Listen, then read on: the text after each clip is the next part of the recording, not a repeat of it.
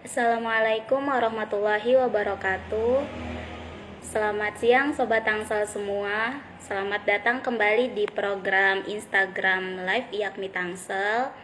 Perkenalkan, nama saya Monica Aprianti, mahasiswa dari Stikes Widya Dharma Husada Tangerang. Di program Instagram Live siang ini, kita akan bahas tentang mengenal lebih dekat Yakmi Tangsel. Nah, topik ini nantinya akan kita bahas bersama dengan Ketua Yakmi Tangsel. Beliau adalah Bapak Mustaqim. Oke, kita tunggu dulu ya Pak Mustaqim untuk bergabung.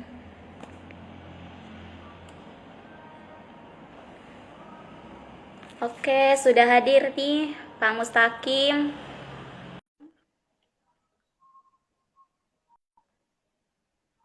Pak Mustaqim boleh bergabung.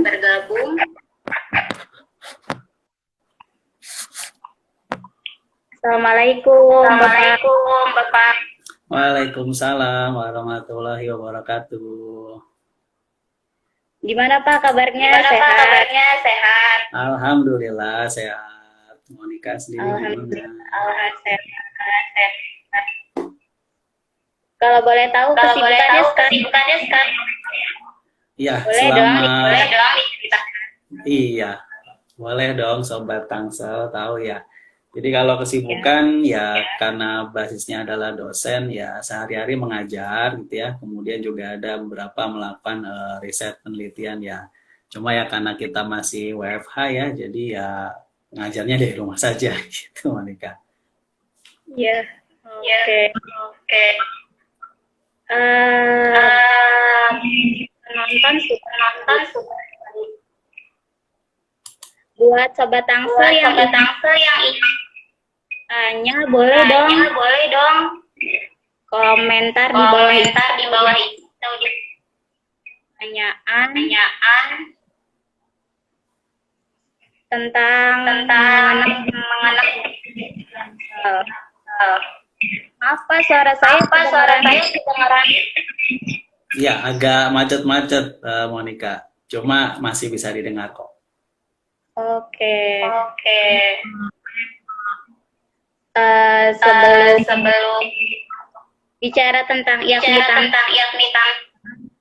mungkin Bapak bisa jelasin dan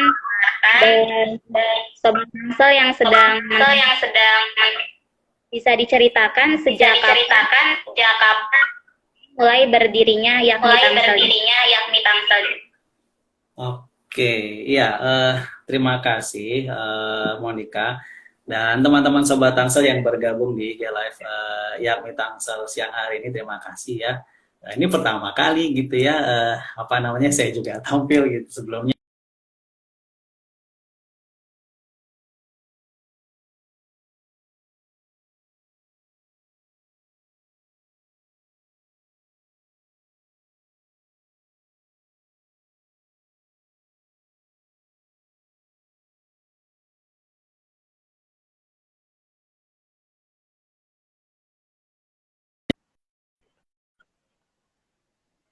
2020 pada saat pandemi seperti itu.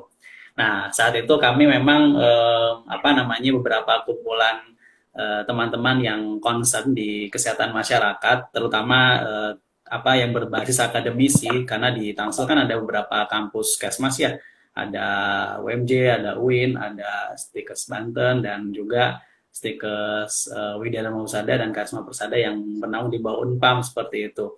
Nah, ini kita waktu itu memang merasa oh ya di Tangsel ini belum ada gitu organisasi yang menyatukan ahli-ahli kesehatan masyarakat gitu. Nah, kita ingin bisa menjadi pendahulu gitu untuk bisa mendirikan organisasi tersebut.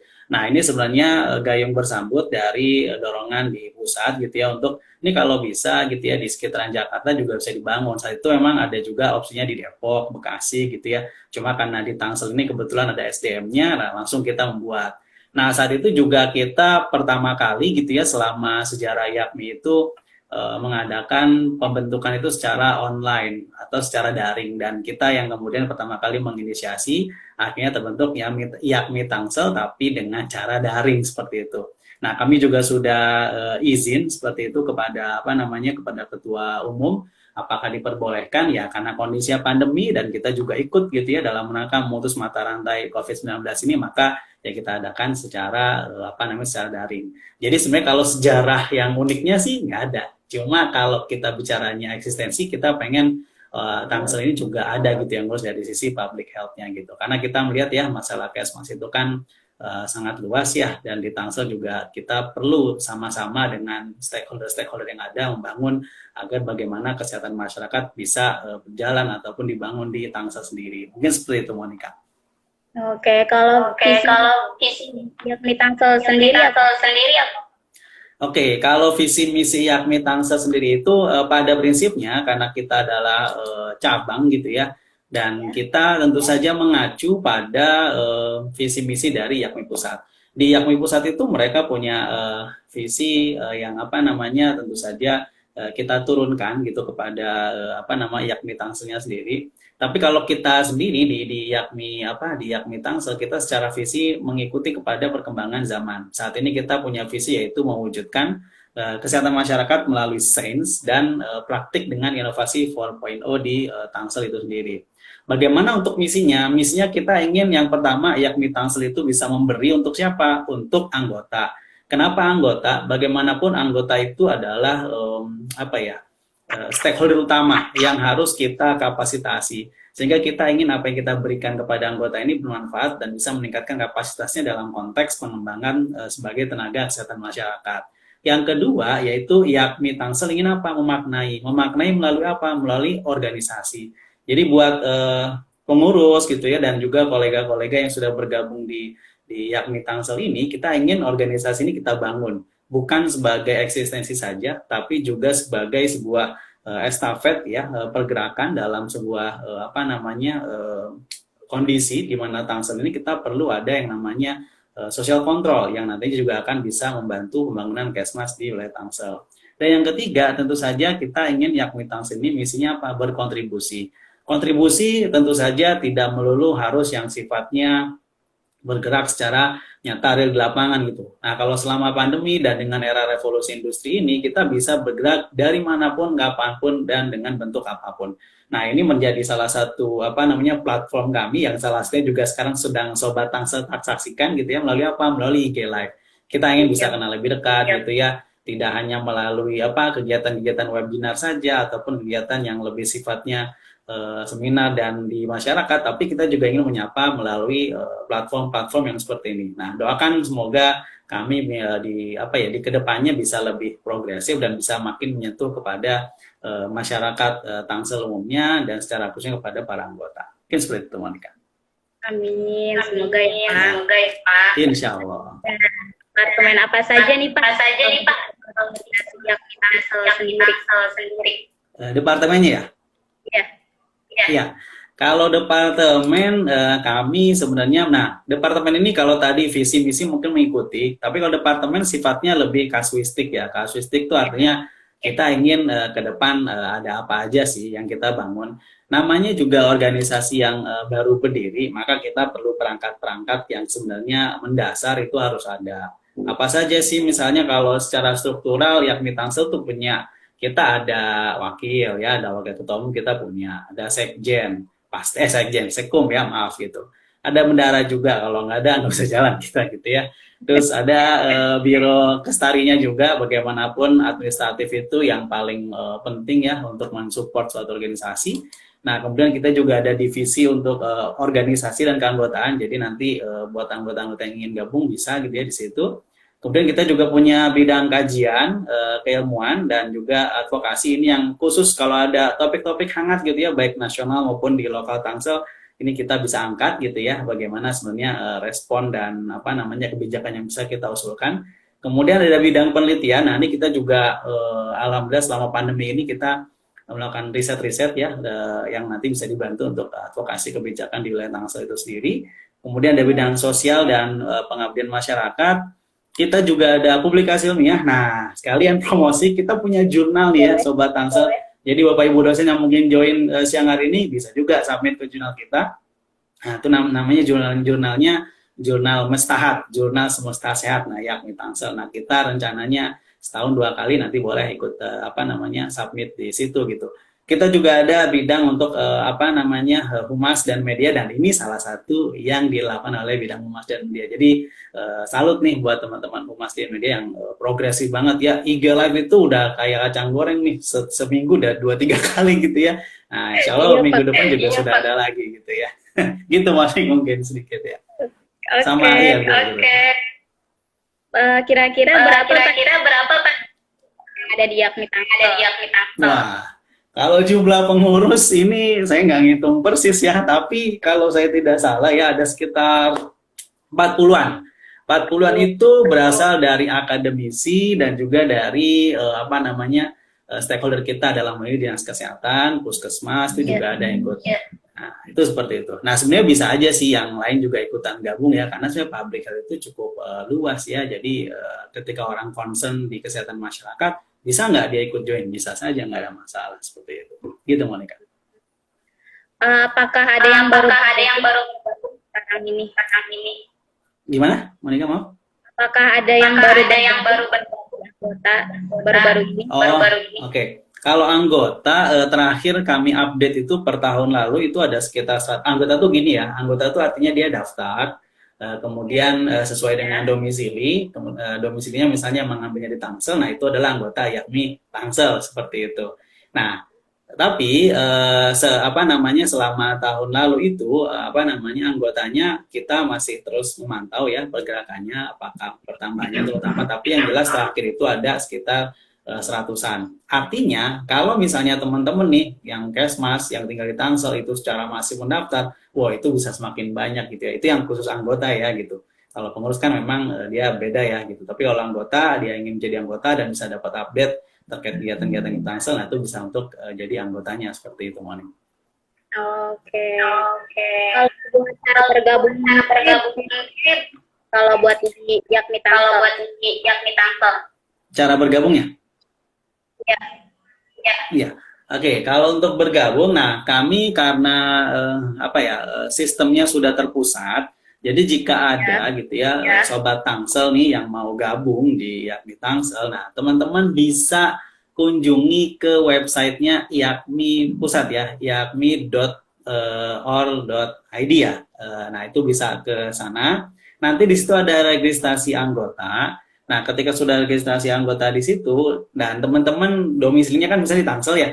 Nah, nanti kita akan dapat reportnya dari pusat. Nah, nanti teman-teman akan kita invite untuk masuk di grup WhatsApp kita, dan nanti di situ kita akan share beberapa kegiatan-kegiatan dan aktivitas kita di Yakmi Tangsel. Nah, itu seperti itu.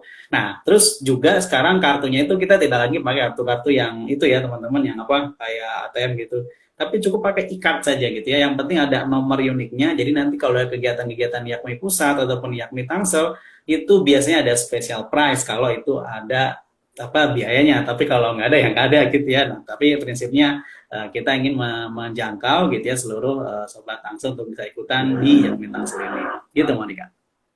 Oke. Nah, buat yang ini hanya dari Kesmas saja Pak, atau dari selain Kesmas bisa boleh bergabung lagi Pak?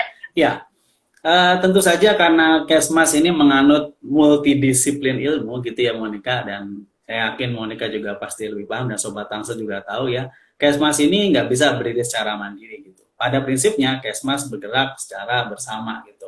Jadi ketika ada gitu ya profesi lain yang ternyata kerjanya itu emang lebih spesifik di Kesmas, bisa nggak Pak dia masuk ya? Oh bisa banget gitu ya.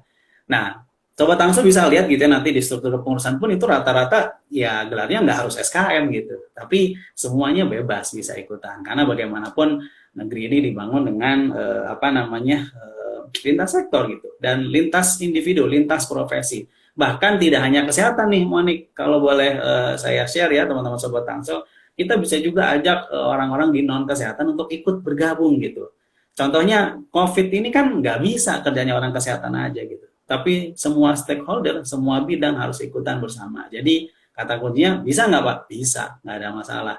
Nanti kita tinggal cek di ADART-nya gitu kan, ada persyaratannya yang harus disesuaikan, dan itu insya Allah bisa join. Jadi nggak harus profesi kesehatan Kesmas saja, tapi profesi kesehatan lain, bahkan profesi non-kesehatan itu bisa gabung di YAKMI. Seperti itu, Moni. Jadi selain Kesmas bisa ya? Bisa banget. Silakan teman-teman sobat Tangsel. Join. Oke. Bagi sobat Tangsel yang tanya, boleh tulis di pertanyaan di bawah ini ya. Oke Pak, ada pertanyaan nih Pak dari cara magang dia. Apakah ada syarat magang? Oke.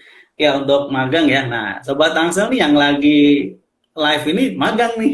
Harusnya bisa langsung ya, nanti di-share juga gitu. Nah, alhamdulillah di masa magang ini kita dapat beberapa anak-anak magang yang ingin magang di YAKMI ya gitu.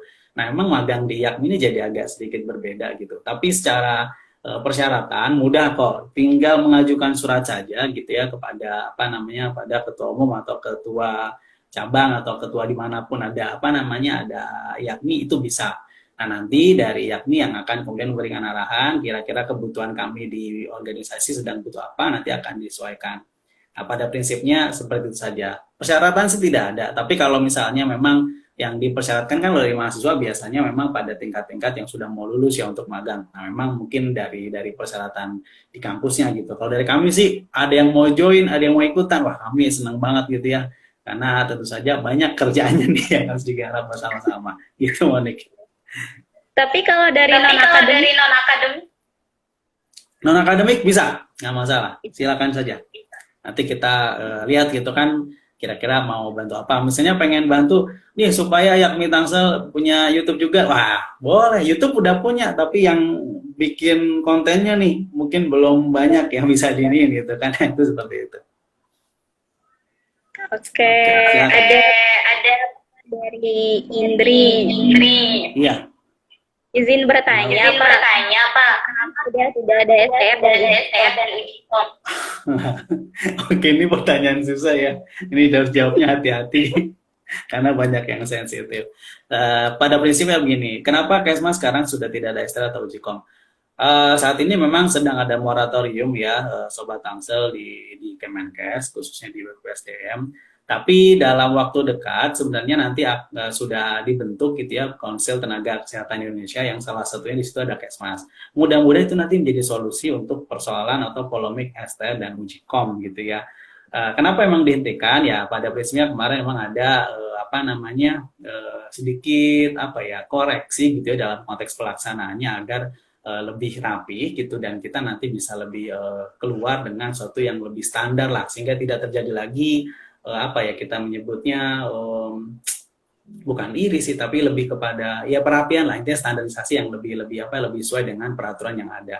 Nah jadi ditunggu aja teman-teman, insya Allah mungkin tidak dalam tahun ini mungkin akan sudah ada pemberesan terhadap hal yang sifatnya berbau STR ataupun Ujikom itu sendiri.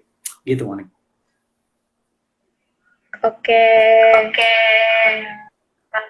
Kalau YAKMI Tangsel sendiri apa di bidang kesehatan? Gimana? Bisa diulang? Peran YAKMI di bidang kesehatan ini seperti apa? Oke, sejauh ini hampir genap setahun kita alhamdulillah sudah melakukan beberapa hal ya. Yang pertama kita banyak ya menyelenggarakan webinar yang sesuai dengan kekinian topiknya. Saat pandemi COVID mulai berlangsung, kita ikut gitu ya meramaikan dalam bentuk bagaimana persiapan untuk sekolah nanti kalau sudah mau offline. Kemudian kita juga mengadakan webinar terkait hal non COVID, bagaimana ancamannya ke depan gitu. Karena kan sekarang kita memang lebih fokusnya di COVID ya, padahal ada isu-isu lain kesehatan juga yang seharusnya itu juga kita garap. Itu dari kajian gitu. Dari bidang riset kita juga pernah didorong oleh Dinkes Kota Tangsel bantu kita untuk kemudian cek nih bagaimana ketaatan masyarakat Tangsel gitu ya terhadap protokol kesehatan. Nah, itu kita sedang garap dan mudah-mudahan dalam waktu dekat bisa kita diseminasikan juga hasilnya. Nah, kemudian dari sisi yang lainnya, nah ini yang teman-teman lakukan di bidang humas dan media terus menerus ya menginformasikan agar kita tetap taat protokol kesehatan, kita bisa mengenal lebih jauh tentang vaksinasi tapi dengan apa namanya gaya yang lebih sesuai dengan anak muda sekarang gitu ya. Nah, itu yang sudah kita lakukan dalam konteks kesehatan. Nah, mudah-mudahan itu bisa menjadi apa ya manfaat lah bagi masyarakat Tangsel khususnya dan juga sobat Tangsel gitu ya. Silakan Monik. Oke, ada yang bertanya lagi, Pak Azwir. Bedanya yakni dan persakti apa ya, Pak? Bedanya apa? Yakni Dengan dan persakti. persakti. Oke, saya jawab secara apa namanya organisasi saja ya. Kalau yakni dia memang lebih multi profesi ya, seperti yang tadi saya sampaikan. Memang organisasinya nggak hanya SKM tadi seperti saya sampaikan. Dia bisa MKM-nya ada, kalau yang dokter juga ada. Kemudian non kesmasnya juga bisa masuk gitu ya. Dan juga bahkan tadi saya bilang non kesehatan pun bisa masuk. Nah kalau persakti, nah kolega kita ini gitu ya, stakeholder kita ini lebih fokus kepada teman-teman SKM saja gitu. Jadi buat teman-teman atau sobat Tangsel yang berani SKM, bisa juga Pak ya ke persakti bisa nggak masalah karena emang ADAT mereka spesifik untuk SKM seperti itu. Tapi kalau untuk YAPMI lebih multi entry seperti itu. Oke, lalu apa yang dilakukan yakni pemerintah selama pandemi?